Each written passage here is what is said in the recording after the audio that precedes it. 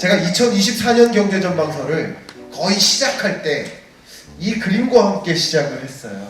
4명의 맹인이 있죠. 누군가에 의해 길을 안내받고 있는 거예요. 근데 그 길을 안내하는 사람도 맹인이. 1568년에 그려진 독일 그림입니다. 제가 가장 존경한다는 표현을 쓴 그림이에요.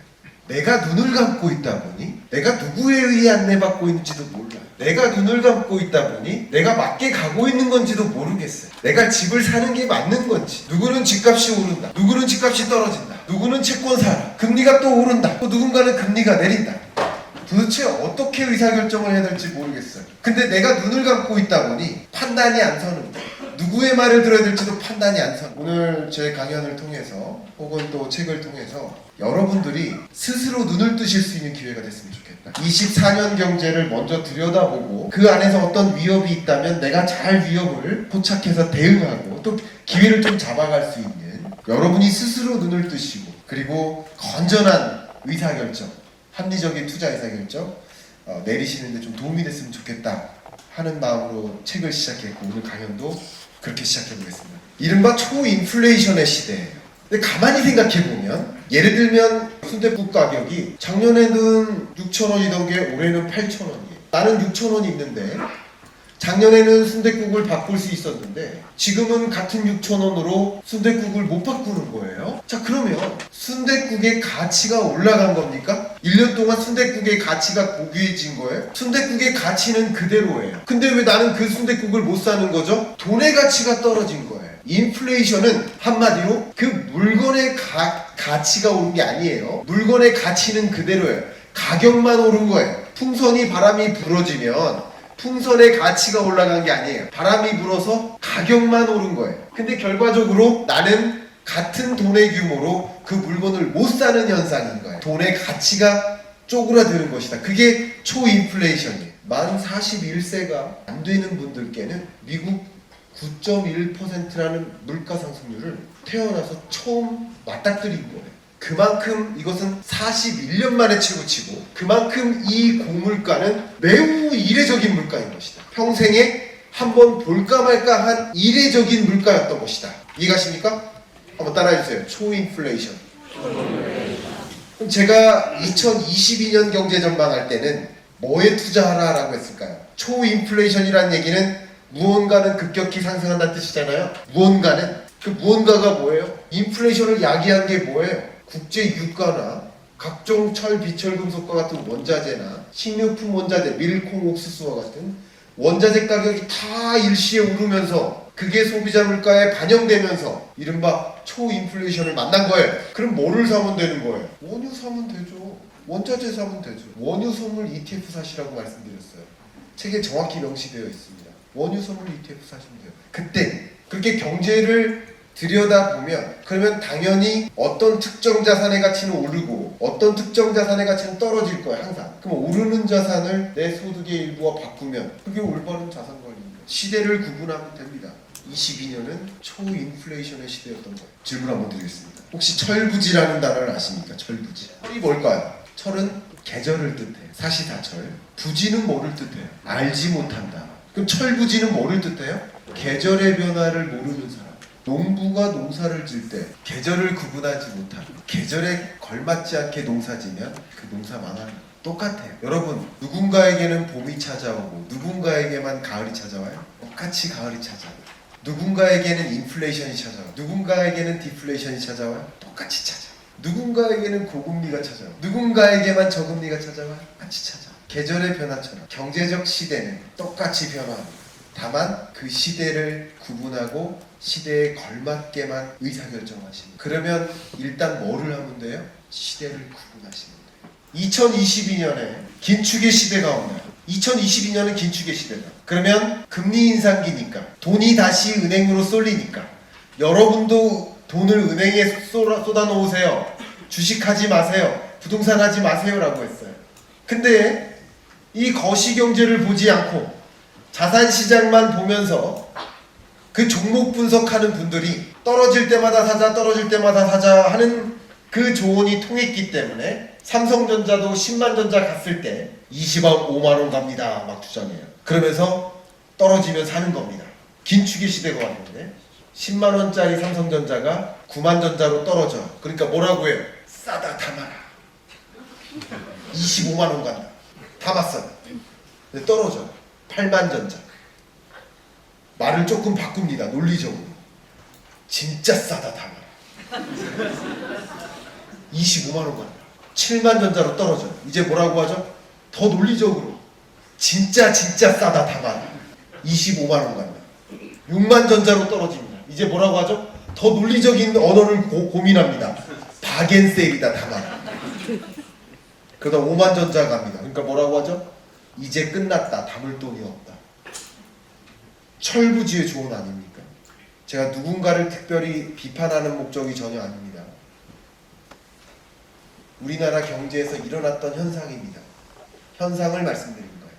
내가 눈을 감다 보니 이 시대를 구분하지 못하고 이 시대가 어디의 국면에 와 있는지도 모르고 누구의 말을 들어야 될지도 모르고 그렇게 의사결정했던 여러분들도 철부지였던 거죠. 계절의 변화를 구분하라. 시대를 구분하라. 긴축의 시대가 온다. 현금 보유 비중을 늘리는 게 정상입니다. 지키는 투자가 정상입니다. 세 번째 문제 시작. 2023년 부동산 시장은 거품 수축의 해다. 2023년 하반기까지 주택가격이 조정되는 국면이기 때문에 내 집 마련과 투자 관점의 매수 시점을 신중히 진단할 필요가 있겠다.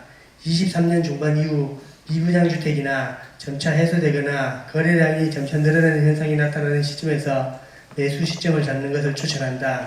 그 한 문장 다시 읽어봐 주세요. 2023년 중반 이후 미분양주택이 점차 해소되거나 주택 거래량이 점차 늘어나는 현상이 나타나는 시점에서 매수 시점을 잡을 것을 추천한다. 한 번 더 읽어주세요. 밑에. 그 밑에 줄. 예. 부동산 정책이 볼게요. 재건축 및 초과 증축 규제를 완화하는 방향으로 움직일 것이기 때문에 수도권 주요 지역들의 기회를 포착하는 것도 중요할 것이다.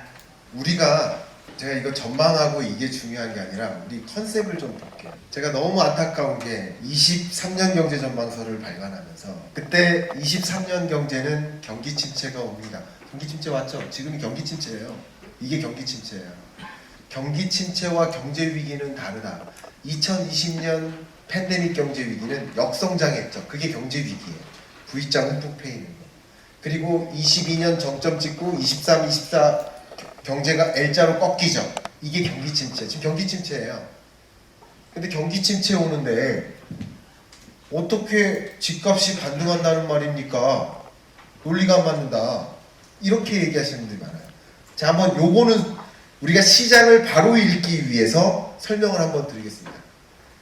경기 침체는 실물 경제입니다. 뭐라고요? 실물 경제, real economy. 이건 뭐예요? 가계, 기업, 정부의 경제 활동이에요. 가계의 소비 활동, 기업의 투자 활동, 정부의 정부 지출 활동. 이게 수축되는 게 경기 침체인 거예요. 실물 경제. 근데 자산 시장은 다른 겁니다. 자산 시장은 우리가 관심 있는 게 규모가 아니라 가격이에요. 맞아요? 주택 가격, 주식 가격, 채권 가격, 원유 선물 가격, 가격인 거예요. 가격은 뭐에 의해 결정돼요? 여러분 다 아시는 수요와 공급에 의해 결정돼요. 근데 그 수요는 다른 말로 뭐예요? 돈의 이동이에요. 다른 거예요. 2020년 팬데믹 경제 위기 때 무지막지한 경제 위기가 왔어요. 근데 집값 폭등하고 주가 폭등했잖아. 다른 거잖아. 2022년에 경제가 나름 회복되는 국면이었어요. 근데 그때 금리 인상하다 보니까 경제는 회복되는 국면이었는데 22년까지는 근데 주가 곤두박질 치고 집값 곤두박질 쳤잖아요. 다른 거예요. 23년 경기 침체 시작됐어요. 24년은 경기 침체가 장기화될 겁니다. 근데 집값은 반등했잖아요. 주가는 22년 10월보다 바닥 찍고 회복되잖아요. 회복되지만 2500선 언저리에 있을 것이다 라고 아마 1000번 이상 또 얘기했습니다. 다르잖아요. 실물 경제와 자산 시장을 구분하지 못하다 보니까 같은 메시지를 던져도 내가 관심 있는 건 주식 시장이니까 주식 침체 온다는 얘기일 거야. 내가 관심 있는 건 부동산 시장이니까 경기 침체 온다고 그럼 집값 떨어진다는 얘기일 거야. 구분하셔야 됩니다. 굉장히 중요한 이야기입니다. 구분하셔야 됩니다. 특히 24년 경제는 그걸 명확히 구분하셔야 됩니다. 근데 시간이 정말 없어서 부동산 시장은 이 정도 하고요. 중요한 말씀을 좀 드려볼게요.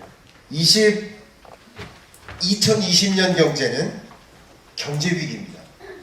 팬데믹 경제 위기, 글로벌 경제 위기. 22년 이후 평년 성장률을 밑돌기 시작해요. 그래서 L자로 꺼져갑니다. 이게 뭐예요? 글로벌 경기 침체 현상입니다. 근데 물가는 목표했던 수준까지 도달하지 않아요. 그러니까 고물가라는 숙제는 여전히 해결하지 못한 채 24년 경제로 건너가니 경기 침체는 놓여 있는데 물가는 병행해요. 그걸 뭐라고 하죠? 스태그플레이션. 경기 침체는 안 왔어요. 물가만 높아요. 그건 인플레이션. 근데 경기 침체는 지속되는데 물가까지 안 잡힌 채 계속 가요. 스태그플레이션. 한번 따라해 주실까요? 스태그플레이션. 한국 경제 물가 상승률의 기준 타겟 물가가 2%니까 그걸 웃도는 고물가 기조가 계속 유지됩니다. 인플레이션이 남아 있어요. 24년까지도. 한국 경제는 23년 경기 침체를 맞이하고 잠재 성장률을 밑돌아요. 24년에도 잠재 성장률을 밑도는 경기 침체가 지속될 것이라고 보고 있어요. 정말 어려운 경제예요. 그러니까 고물가를 병행하는 경기 침체, 혹독한 경제인 거예요. 그래서 이를 스태그플레이션이라고 합니다. 따라해주세요. 스태그플레이션. 제가 작년에 던졌던 화두가 1년 전에 던졌던 화두가 2023년에는 모두가 가난해진다 이런 표현을 썼습니다. 그 영상을 보신 분들이 많이 계실 거예요. 책에도 그런 말을 했고요. 그때 뭐라고 말씀드렸냐면 통장에 찍히는 소득, 그게 명목소득이에요. 명목소득은 그렇게 줄지 않을 것이다. 그때는 그래프가 여기까지 있었어요. 명목소득은 줄지 않을 것이다. 그러나 같은 소득을 가지고 살 수 있는 물건의 개수가 줄어들 것이다. 실질소득이죠. 물가상승률을 반영한 소득, 실질소득이 떨어질 것이다. 결과적으로 가계가 평균적으로 가난해지는 거예요. 그럼 가계가 소비여력이 축소되니 기업의 매출은 늘어요, 줄어요? 줄어요. 가계와 기업이 경제활동이 위축되면 정부는 부자가 되어 가난해져요. 가난해지죠. 세입이 줄어요. 그러니까 세출을 늘릴 수 있어요, 없어요? 없죠. 그러니까 내년 예산안은 긴축재정인 거예요. 이해가시죠? 가계, 기업, 정부, 경제의 3대 주체가 모두 가난해진다 라고 말씀드렸던 거예요. 먼저 세계 경제는 2020년 팬데믹 경제 위기 때 말 그대로의 역대급 경제 위기를 만났고요. 회복되는 듯 했다가 다시 경기 침체가 시작돼서 24년 경제는 23년 경제보다 더 어려울 것이다 라고 IMF는 전망합니다. 한국 경제도 마찬가지 2020년 팬데믹 경제 위기 겪었고 회복되는 듯 했다가 다시 L자로 꺼져가는 경기 침체 국면에 놓이게 되는 겁니다. 어려운 경제, 경기 침체. 정말 제가 24년 경제 전망서를 시작하는 첫 그 문단을 제가 처음으로 시를 써봤어요. 너무 어려운 경제 국면임을 뜻해서. 그래서 그 첫 문장이 오르막 올라왔는데 아직도 오르막이다. 23년 경제 지독하게 어려웠는데 안타깝게도 24년 경제는 더 어렵다. 이렇게 어려운 경제에 나는 어떻게 대응을 할까 하는 고민을 하셔서 이 자리에 오셨을 거라고 생각이 됩니다. 다만 그 어려운 경제에도 자산시장에서 있어서는 이런 기회가 있구나라는 것을 느끼셨으리라 생각이 됩니다. 제가 최악의 상황에서도 최선의 성과를 낼 수 있다 라는 의미를 함축하는 단어 비머네스크를 강조하겠습니다. 한번 따라해 주실까요? 비머네스크. 1968년 멕시코시티 올림픽입니다. 멀리뛰기 선수 비먼이 등장하는데 그날따라 컨디션이 완전 최악이에요. 근데도 꾸역꾸역 뛰어가지고 결승전까지는 진출합니다. 오늘 자고 일어나서 그래도 컨디션 회복해서 한번 결승전을 잘 치러보려고 하는데 깜짝 놀랍니다. 같이 뛰어야 될 상대 후보자가 지난해 금메달리스트, 세계선수권 대회 1등, 세계 신기록 보유자, 현재 랭킹 1등, 남한 특보자. 근데 나만 컨디션 최악이에요. 잠이 오겠어요? 잠이 안 와요.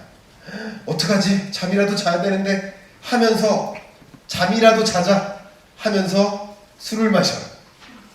술 마신 다음 날입니다. 아, 나 진짜 도저히 안 될 것 같아요 라고 기권하려고 하니까 이 동료가 이렇게 조언을 아끼지 않습니다.